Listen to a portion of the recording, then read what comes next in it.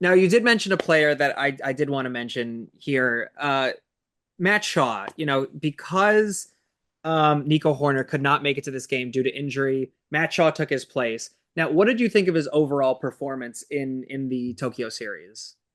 Yeah, I mean, again, we mentioned it. He struck out a lot. He definitely looked a little uncomfortable at the plate. But when you're facing pitchers as good as the Dodgers have, that's th those are the best pitchers in the world. It's not like that's a lot of hitters on the Cubs didn't look comfortable in this series. So he got his first major league hit, which was nice to see. Um, he played, I thought, pretty well.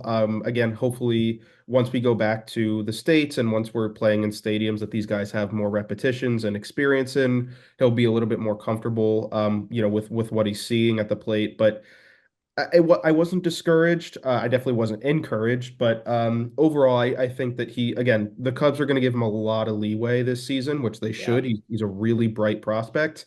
And I think that my message overall from the series is like the sky isn't falling just yet. Yeah. So, I think the as maybe bad as this sounds, to get a hit at all after coming up from the minors in such a both important and not so important game in the beginning of the season. Look, he could have struck out the entirety of the game. So to get one hit rather than nothing, I'd say that's pretty good for Matt Shaw. Is that again? I agree with you. I don't want to write him off immediately. I think so many people are ready to write him off. Why do we need him on the team so quickly? Let him marinate a little bit, right? Look, he's also a power hitting threat. I think he's great defensively. There's a reason they brought him up so early as such a young guy. I mhm. don't I don't think we need to question the Cubs management here. I think they made the right decision. Is there any other players that you want to focus on here from this game?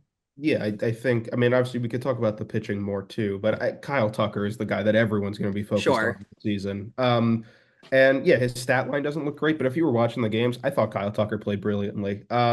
He didn't get like a ton of opportunities in the field to like show his gold glove out there, but he hit, four deep fly balls. Only one of them fell for a hit as a double, but I mean, he looked comfortable at I know he didn't perform all that great in spring training, but he looks like Kyle Tucker. I'm really, really excited to see what he'll do in 2025. Obviously, this may be the only chance we get to see him as a Cub. Hopefully, they'll actually pay him. But regardless of that conversation, I thought of everyone that played in the Tokyo series outside of like maybe John Birdie.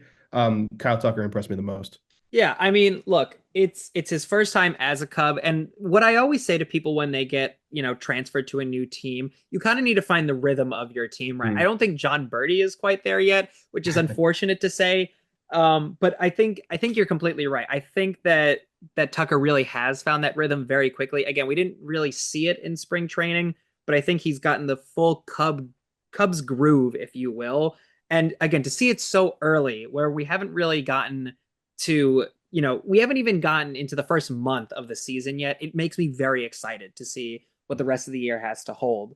But we'd love to hear what your thoughts are in the comments. Is there any player that you thought did well or did poorly? I bet you guys have plenty to say about what specific players did well in the Tokyo series. So please let us know in the comments. We always love to hear from you.